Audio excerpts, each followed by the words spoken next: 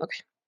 Vámonos a maravillosas historias que no son de amor, pero que yo quiero ver que se cumplan a rajatabla. Y esta es la de Lenia Batres.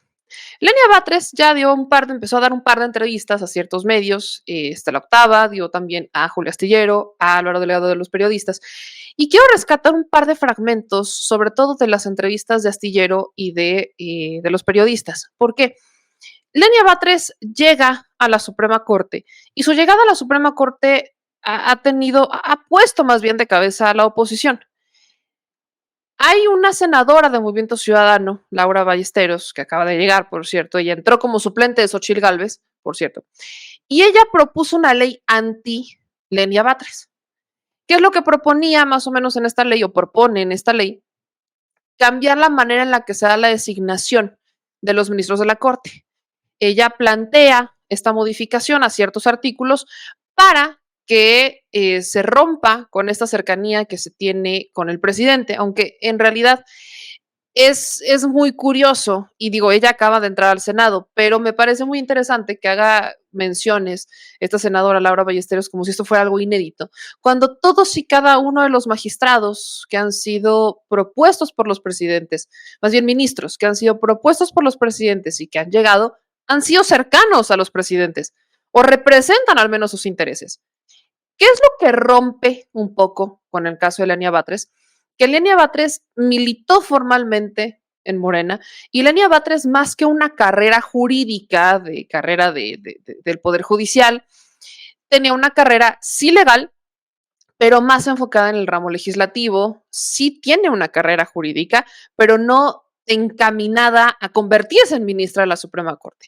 Quienes se quieren convertir en ministros de la Suprema Corte como que van siguiendo ciertos pasos, cumplen con estar en tribunales colegiados, magistrados de circuito, etcétera, etcétera. Entonces, se enfrascan en el famoso Poder Judicial de lo familiar, que como lo hemos dicho, para entrar al Poder Judicial, pues básicamente tienes que ser amigo, primo, sobrino de alguien, hijo, familiar de los que están ahí, y ya, si tienes suerte, entonces te conviertes en empleado del Poder Judicial y no con miras a crecer.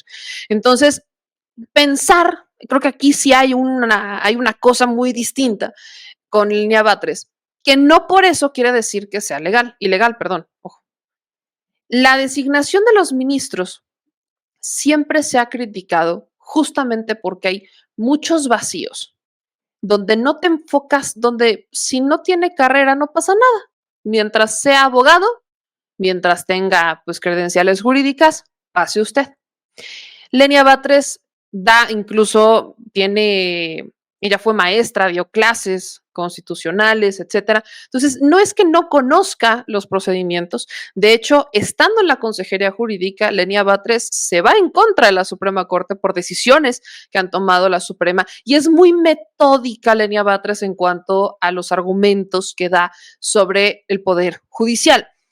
Lenia Batres hoy está del otro lado, del lado que criticaba, hoy está de ese lado. Y sí me parecía un poco a mencionar cómo es que cuando por fin se las aplican a como ellos las estuvieron aplicando, me refiero a los demás partidos. Movimiento Ciudadano nunca ha tenido esa oportunidad, pero al menos el PAN y el PRI sí han tenido la oportunidad de nombrar a ministros afines a sus proyectos. Y nos hacen creer que existe un principio de ingratitud, cuando el principio de ingratitud yo lo estoy viendo solamente se vio con Saldívar hacia Calderón y en esta administración con Loretta Ortiz, con Margarita Ríos Farjat, con la propia Yasmín Esquivel en algún momento, con Alcántara. O sea, se ha visto ese principio de ingratitud que no reconocen en este momento y que hasta que llega Lenia ponen en tela de juicio absolutamente todo. Esto no fue lo único que ha pasado desde que Lenia llegó a la Suprema. Hubo un grupo de senadores de oposición que buscaban que Lenia Batres se quedara por un año. Un grupo de senadores de oposición intentó que la Suprema Corte de Justicia realizara una interpretación de la ley orgánica del Poder Judicial con la intención de que Lenia Batres se quedara solamente por un año, el periodo que deja pendiente Saldívar. Lo que pasa ahí es que la Corte también se echa para atrás. La Corte, miren, la Suprema Corte, como yo entiendo que hacen estas resoluciones, pensando en su propio bienestar, pensando en que si en algún momento ocurre otra vez una situación como la de Saldívar, pues ellos también se puedan amparar. ¿Por qué lo digo? Porque la Corte tumba esta propuesta de estos senadores de oposición y desecha la petición de una consulta extraordinaria realizada particularmente por los senadores del PRI, Manuel Añorbe, y el PAN, Yulín Rementería, son los que se pusieron al brinco con esto. Ellos se echan para atrás y dicen que no. El Pleno de la Suprema Corte en realidad se abstiene de hacer opiniones, interpretaciones o consultas extraordinarias. Ellos se quedaron pues con la pena, damos el manotazo y Lenia se queda por 15 años. Esa es la decisión de la Suprema Corte. No van a darle mayor juego a estos senadores de oposición que intentaron como tumbar a Lenia pensando en su futuro, para que vean que sí habían intereses de la oposición en la Suprema. Pero algo que sí creo que es rescatable, y aquí quiero ponerlo sobre la mesa, y está en veremos, porque apenas entrará Lenia Batres y apenas veremos que esto ocurra, es que Lenia Batres ya sería la primera ministra de la Suprema Corte en romper y rechazar los lujos de la Suprema Corte. Algo que no hizo Yasmín Esquivel, algo que no hizo Margarita Ríos Farjat, algo que no hizo Alcántara, algo que no hizo ni siquiera Loretta Ortiz. Y cuando hablo ni siquiera Loretta Ortiz, es que Loretta también es extremadamente cercana a Andrés Manuel López Obrador. Loretta fue integrante de Morena. Loretta Ortiz formó parte de estas mesas de construcción de paz al inicio de la administración de López Obrador. Hasta Lenia, ella era la más cercana de manera directa con Andrés Manuel López Obrador. Ni siquiera Margarita Ríos Farjat. Margarita ocupó un cargo en Hacienda con el presidente, pero no era tan cercana como Loretta. Y ni siquiera Loretta al entrar rompe con estos lujos de la Suprema. Ni siquiera eso pasa. Y estamos hablando de algo que sí es destacable, porque si algo ha pasado desde presidencia y que también nosotros hemos hecho mención de ello, es que hay lujos que no hacen sentido en la Suprema Corte. No hacen sentido estos lujos para los ministros de la Suprema Corte. No hacen sentido todos estos fideicomisos, no hacen sentido todas estas duplicaciones en el presupuesto para tener más recursos. No hacen sentido los millones en tintorería. No hacen sentido los millones en jardinería cuando ni siquiera tienen jardines en la Suprema Corte. No hacen sentido tantos lujos, tanta seguridad, tantas cosas para los ministros de la Suprema Corte. No hacen sentido tantas cosas. Algunas pudieran estar justificadas, pero vida, tanto lujo, a tanto exceso, a una cúpula dorada, no tiene caso. Y no vimos que ninguno de los primeros 4 ministros postulados por el presidente tuviera los pantalones de romper con estos lujos, ni siquiera de bajarse el sueldo. Ni siquiera. La justificación, por ejemplo, de Norma Piña de no bajarse el sueldo es que ella llegó ya con un sueldo, porque ella entró antes de este ajuste que hacen con López Obrador. Esa es una justificación con la que se han mantenido porque dicen no nos podemos bajar el sueldo. Cuando llega Margarita Ríos Farjat, uno se esperaba lo mismo. Cuando llega Alcántara, uno se esperaba que ellos sí se lo echaran atrás, porque ellos ya llegaron con el ajuste aplicado y no pasó. Con la única que tengo la duda es con Loretta Ortiz. Creo que Loretta lo único que sí hizo fue bajarse el sueldo. Creo, lo voy a verificar ahorita para no darles información incorrecta, pero nunca, no escuché a una Loretta Ortiz como ustedes van a escuchar en este momento a una Lenia Batres. Entonces, vamos a repasar estos fragmentos de entrevistas que dio Lenia Batres, ya ministra de la Suprema Corte. Este es con Álvaro Delgado, de Los Periodistas, para que ustedes escuchen lo que dijo de su propia voz. Definición llegará ahora que ya se integre propiamente a la Corte. ¿Qué la va a hacer a usted distinta y distinguible de entrada?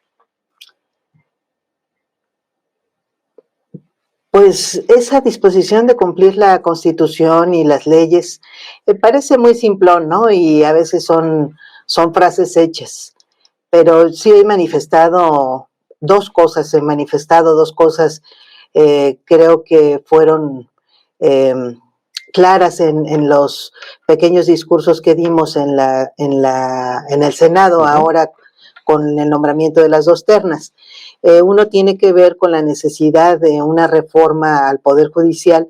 Yo me pronuncié a favor de esa necesidad, aun y cuando como ministra no estará en mis manos cumplir esa reforma, ni siquiera votarla, pero sí opinar.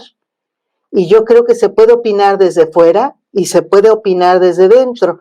Y yo estaré dispuesta siempre a opinar respecto de la necesidad de que el Poder Judicial se democratice, y esa democratización pasa por dos vías: cómo se eligen los jueces y cómo resuelven.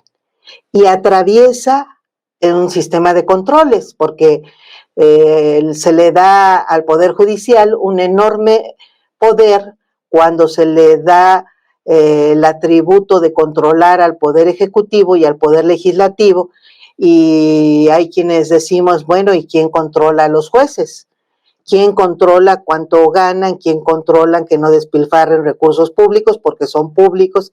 ¿Quién controla que no se extralimiten del sentido de sus interpretaciones y sus sentencias? ¿Quién controla que permitan finalmente o no permitan, pues vayan sus sentencias dirigidas a proteger a los sectores más desprotegidos, y con ello avanzar en el propio desarrollo del derecho social, que debería, de acuerdo con el principio de progresividad que ya quedó inscrito en el artículo 1 de la Constitución, pues debería también ser una función de los jueces. ¿Y quién castiga a los corruptos en el Poder Judicial? Y entonces planteamos que debe haber sanciones administrativas que no existen porque no vemos al Consejo de la Judicatura Federal emitiéndolas. Debería haber, porque no hay absolutamente una autoridad jurisdiccional que sancione penalmente a los jueces por corrupción o por prevaricato, que son estas figuras que existen en casi todos los sistemas jurídicos, en México no, por cierto, de las trampas que hacen los jueces. Es fraude a la impartición de justicia. No existe ese delito en México, debería existir, y debería haber un tribunal de jueces. No estoy proponiendo que una autoridad distinta, sino una autoridad propia pueda ejercer esos controles. ¿Quién controla el ejercicio del gasto? Que lo controla el propio Consejo de la Judicatura, que está encabezado por quien ejerce el propio gasto. Entonces, son controles de chocolate. Entonces, todo esto debería existir en un sistema democrático que se supone está amparado por los propios contrapesos, no solo respecto de los otros poderes, sino también del Poder Judicial. Entonces, a esos temas fue a los que me referí. Y sobre la austeridad, pues yo hice un compromiso. Hay cosas que sí puedo hacer personalmente, y lo que sí puedo hacer es cumplir la Constitución en la parte que a mí me corresponde, ¿no? Entonces hay un artículo 136 que habla del principio del gasto público y las obligaciones de los servidores públicos, de las personas servidoras públicas, y hay un artículo 127 que pone límite a la remuneración de las personas servidoras públicas, y por disposición del propio Congreso, constituido como constituyente permanente, pues se puso como límite, como tope máximo salarial, el salario del presidente de la República. Entonces, los ministros y ministras estamos obligados a no rebasar esa remuneración. Por eso, ese compromiso sí lo pude hacer a título personal, unilateral, y lo he manifestado en el momento en el que se me pudiera estar pagando un peso más de ese límite, obviamente que lo estaré devolviendo a las arcas públicas, a la tesorería de la Federación, para que se reincorpore en el presupuesto, porque pues ese es un límite claro que no debería, y menos el Poder Judicial, que es el obligado a resguardar la constitucionalidad de los actos de las autoridades, pues estarlo violando. ¿Pero solamente su remuneración mensual, o también operará en el resto de las percepciones que tienen los ministros de la Corte? en la totalidad. Se comentan de muchas prestaciones, Sí. pues obviamente que estaré rechazando cualquier tipo ¿Por qué no? de excesos, ¿no? ¿Por qué no cobra la primera mensualidad y con todo eso y obviamente solamente lo que la Constitución prevé, que es el máximo de las eh, retribuciones que el servidor público tiene y que no deben rebasar lo que gana el presidente de la República y el resto lo ha. Sería bueno que lo anuncie. Me llegó este cheque, esta transferencia electrónica que rebasa con tanto lo que la Constitución prevé y entonces regresarlo. Sí. No sé de por qué vía, como no he cobrado nada, pues no sé por qué vía suceda. Sí, pero obviamente, y lo estaré informando, por supuesto. Lenia Batres, usted pertenece a una generación, bueno. Ahí está lo que dijo Lenia Batres, esto es con Álvaro Delgado de Los Periodistas, y me parece muy relevante cuando dice que hay cosas que ella no va a poder hacer. Claramente hay cosas que no le va a tocar, no puede, como la implementación de una reforma en caso de que se apruebe una reforma al Poder Judicial a través del Plan C, no podrá hacer mucho más que la implementación ya estando en la Suprema Corte. Y habla sobre lo que sí puede hacer, que es regresar el dinero que supere los límites establecidos por la ley. Esto es importante porque, como les decía, lo confirmo, es la única que lo habría hecho. Ni siquiera Loretta Ortiz. Y esto me parece muy destacado porque Loretta también era muy cercana al presidente López Obrador. A diferencia de Lenia, Loretta sí tenía más carrera dentro del marco internacional, jurídico y demás, pero pues nada regateable, nada regateable. En esta nota de Contralínea hablan sobre cómo 11, y es una nota del 2022 aparte, los 11 ministros perciben entre 372,000 y 398,000 pesos cada mes, sin incluir todas las prestaciones que se han autoasignado. Mientras tanto, hay otros 31 funcionarios de la Corte, de secretarios a directores de área y titulares de unidad que ganan más que el presidente de la República. Aquí enlista un poco, de las canonjías de la Suprema Corte, que no se reducen solamente a los funcionarios que componen el Pleno, sino que al menos superan en 150% lo que gana el presidente López Obrador. Mencionan el caso de los ministros, como el de Alfredo Gutiérrez Ortiz Mena, que es el que gana más. Es el que tiene un sueldo mensual, todos los ministros tienen un sueldo mensual bruto de 297,403 pesos, pero las diferencias se establecen a partir de lo que reciben en prestaciones. Este ministro, Alfredo Gutiérrez Ortiz Mena, designado en 2012, que ya va a terminar su periodo, el 2024, por cierto, esa propuesta de Felipe Calderón, suma al año 4,781,680 pesitos. ¿De cómo se compone ese sueldo final?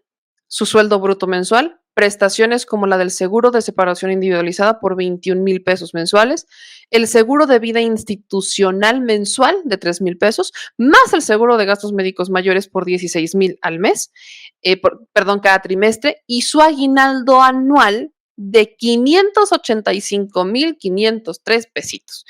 Algo que siempre me ha quedado claro es que en la Suprema Corte, neta, esperan que llegue el fin de año para recibir su aguinaldo, ¿eh? $500,000 nada más de aguinaldo, nada más. Y ahí entramos en otras prestaciones, ya sabemos la del pago por riesgo, etcétera, ¿no? Otros 5 ministros perciben 4,750,000, un promedio mensual de 395,886 pesos. Y ahí ya está Norma Lucía Piña, Jorge Mario Pardo Rebolledo, Loretta Ortiz Alf, Luis María Aguilar Morales y Alberto Gelacio Pérez Dayán. Loretta Ortiz Alf, ahí aparece. Ahí aparece Loretta Ortiz Alf. ¿Por qué Loretta Ortiz? ¿Por qué? ¿Por qué? Alguien que me explique por qué. Se supone que ella tendría que haber llegado y decir, no, saben que yo llegué después, austeridad y creo en ella, Nel.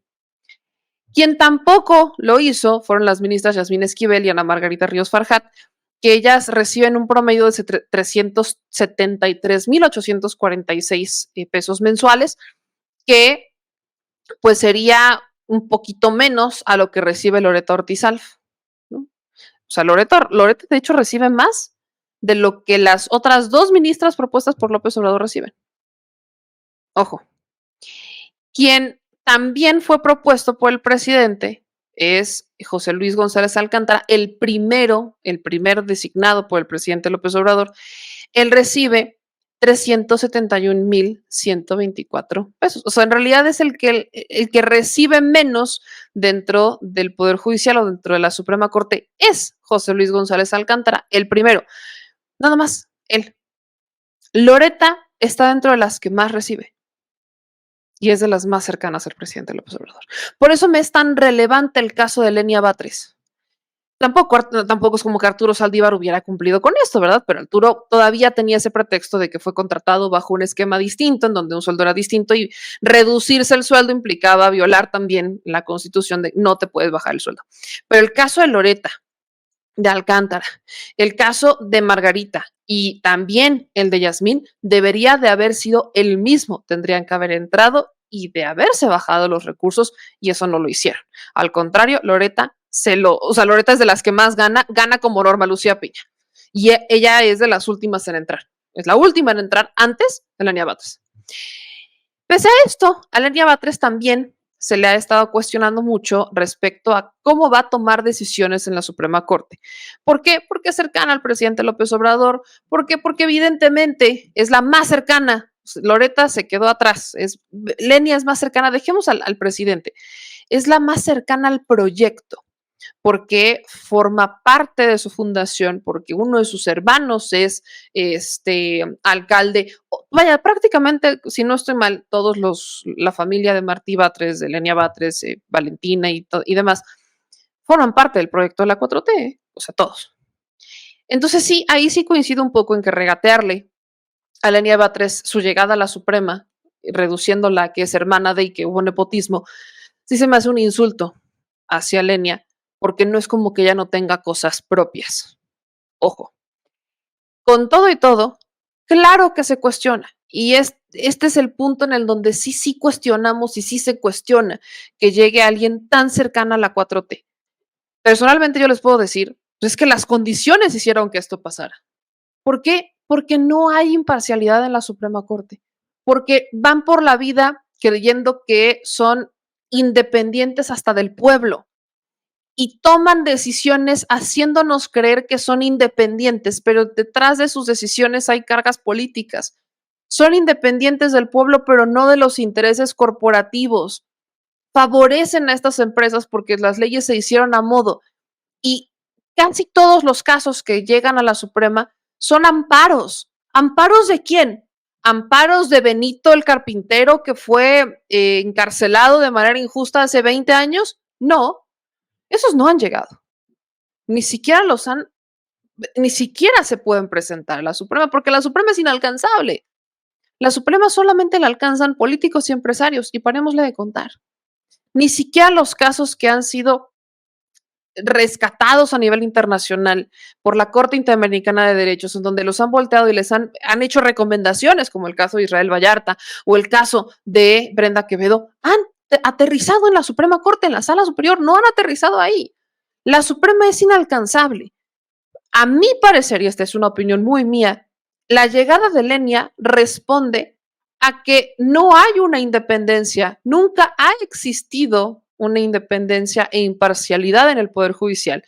Y ante una notable guerra política y no judicial en la Suprema Corte, la única manera que tenía el presidente de defender su proyecto, por el que votaron más de 30 millones de mexicanos y que mantiene pues la popularidad y la aprobación arriba del 60%, era tomar ya una determinación full 4T y buscar a una persona que realmente no lo fuera a traicionar o no fuera a traicionar sus intereses, porque ahora se convirtió en ministro de la Suprema Corte, como ya lo había hecho Margarita, como ya lo había hecho Yasmín y como lo había hecho también Loretta y también el propio González Alcántara. El cuestionamiento ahí está.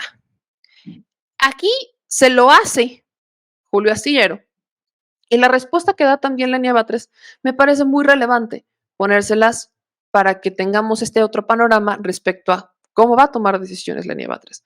¿Responderá a López Obrador?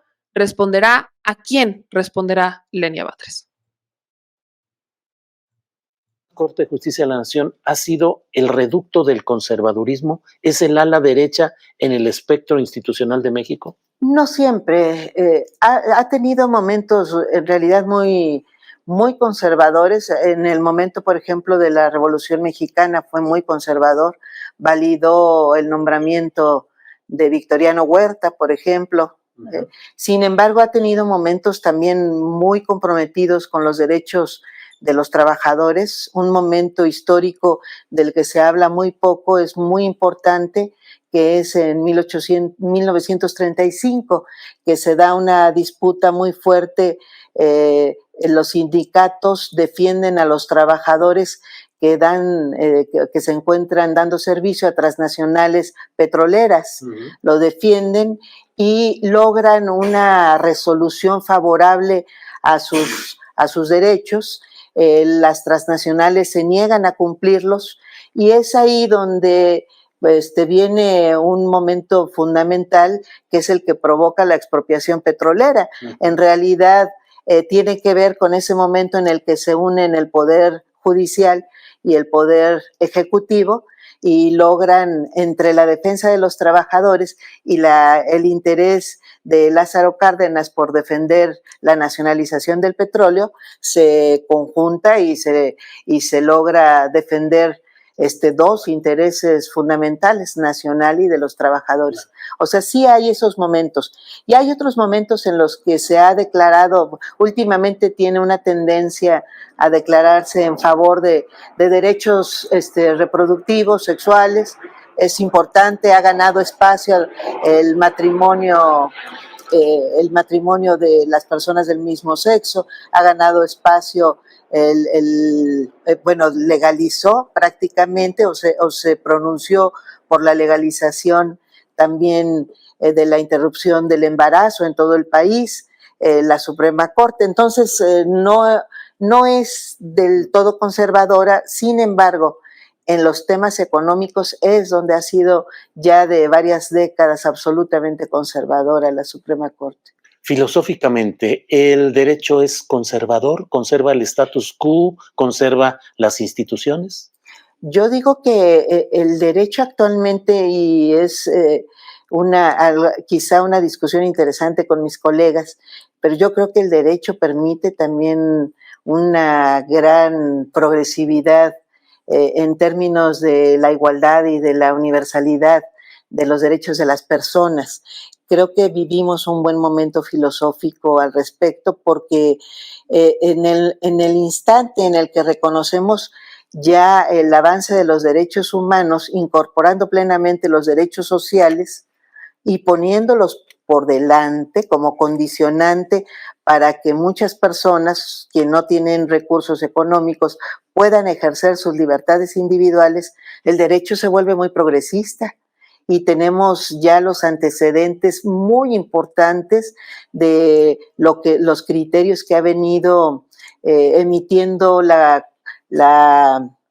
Corte Interamericana de Derechos Humanos, pero fundamentalmente la Comisión Interamericana de Derechos Humanos en materia de criterios para la ejecutabilidad y judiciabilidad de los derechos sociales. De 15 años, vas a ser aliada, ejecutora, casi diría, soldado del obradorismo o la 4T en la Corte. Es que pensar eso es creer que las Cortes tienen una discusión general política. No la tienen, ojalá la tuvieran, pero no la tienen y parte de... Pero a eso vas, a generar la discusión política. No, o sea, lo que digo es que ni siquiera hay esa oportunidad. Los juzgados y las Cortes son resolutoras de casos individuales. Resuelven cientos, miles de casos, me dicen que se llegan a agendar hasta un centenar de casos en una sesión de una sala, son casos individuales. ¿Cuántos de esos casos tienen repercusión política? ¿1%? No sé, una ración muy pequeña. Ahora, si en esos casos voy a representar a la 4T, es la pregunta. No voy a representar a la Constitución, la defensa de la Constitución política de los Estados Unidos mexicanos, de los derechos sociales, del interés público, de la nación, todo lo que dice como valoraciones que los servidores públicos tenemos obligación de sostener, pues es lo que voy a sostener. Pero bajo la visión del humanismo obradorista.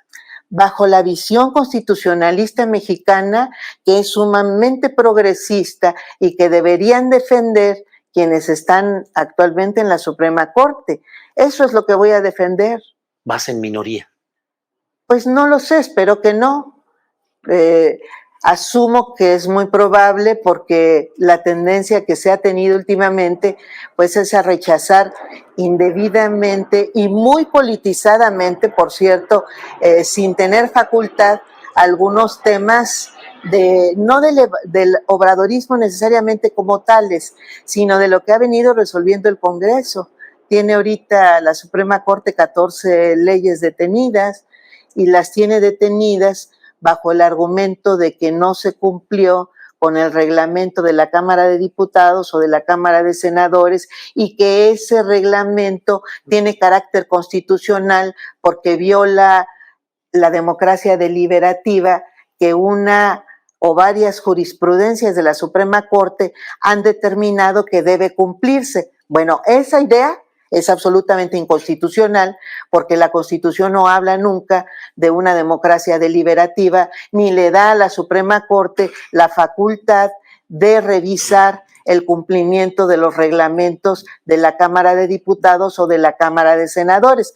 Entonces, ¿qué voy a hacer al respecto? Voy a defender la constitucionalidad de los actos y por supuesto que si hay leyes que fueron aprobadas por el Congreso de la Unión, pues voy a insistir en la Suprema Corte que se discuta el fondo, porque la Suprema Corte tiene competencia para invalidar leyes cuando no son constitucionales, no cuando violan un artículo de un reglamento de procedimiento al interior de una Cámara. Entonces, ¿qué debe hacer la Corte? Revisar cuando le someten una ley a revisión, debe revisarla. Gran respuesta, gran respuesta. ¿Por qué? Porque la declaración de cuando suspenden la implementación, por ejemplo, del plan B de la reforma electoral, no fue porque revisaran el fondo, sino fue porque salió en fast track. Cuando echan atrás en la Suprema Corte la implementación del plan B de la reforma eléctrica, no fue porque revisaron el fondo y la encontraron inconstitucional, fue porque se aprobó en un mecanismo cuestionado por los legisladores y también, pues aunque sí la reforma eléctrica sí la debatieron, la reforma sí hubo un debate amplísimo, yo me acuerdo fue de nuestras transmisiones más largas, se quejaron de que no habían presentado los documentos a tiempo, de que no los habían leído y ¿no? Aunque en realidad tuvieron tiempo para hacerlo porque sabían cómo era la reforma, pero no quisieron leerlo y al final, etcétera. Nunca echaron atrás ni el plan B de la electoral ni el plan B de la eléctrica porque revisaron el fondo del asunto. Las echaron atrás por la manera en la que llegaron. Y lo que dice Lenia Batres es que eso no lo podían hacer. La única manera en la que las pueden echar es cuando son inconstitucionales. Y para echarlas abajo por inconstitucionales tienes que revisar que no cumplan o que violen la Constitución. No que no cumplieran con un reglamento de la Cámara de Diputados, que además, pues sí pueden hacer reformas en fast track. Tan pueden que así es como hicieron la reforma energética de Peña, por cierto. Entonces, creo que sí me parece relevante ver cómo Lenia Batres va a llegar. Creo que sería ella, sin temor a equivocarme, decir que Lenia es la primera pieza de una nueva Suprema Corte. De una Suprema Corte que ya va contra todos, porque ni siquiera quienes supuestamente tendrían que ser de la misma ideología o de una corriente de pensamiento similar, la van a apoyar. no la van a apoyar, que pues sí, de dientes para afuera tú dicen qué padre que llegas, pero ninguno, incluyendo a González Alcántara, se han atrevido a echar atrás o a rechazar un sueldo arriba de lo que permite la Constitución, ya diciendo que si el presidente gana 100,000 pesos, ellos no pueden ganar más de 100,000 pesos, ganan el doble. Es la primera que él varía. Está entrando. Habrá que ver. Yo soy más de ver para creer. Sobre todo porque pues ya se confió en que iba a haber algún tipo de diferencia con 4 ministros nombrados por el presidente y pues eso no pasó. El único caso que fue diferente y nunca fue nombrado por el presidente fue el de Arturo Saldívar, que aún así nos hubiera encantado que Arturo Saldívar se bajara el sueldo y muchas otras cosas que va a hacer hasta este momento Lenia. Pero Lenia Batres va a llegar a poner en jaque a la propia Suprema Corte, al menos hacer la piedrita en el zapato. No sé qué tanto puede incidir de manera masiva en los demás, no lo creo, pero que no se nos olvide que no es la única que va de salida. El siguiente es, hay todavía un ministro que se va en 2024 y será la última oportunidad que tendrá el presidente López Obrador. O si no estoy mal, todavía no tengo exactamente la fecha en la que se va a ir este ministro, pero o es el último que nombra el presidente López Obrador o es el primero que nombraría el nuevo gobierno ya encabezado por la que gane, que hasta este momento las preferencias electorales mantienen a Claudia Sheinbaum en la ventaja. Ahora.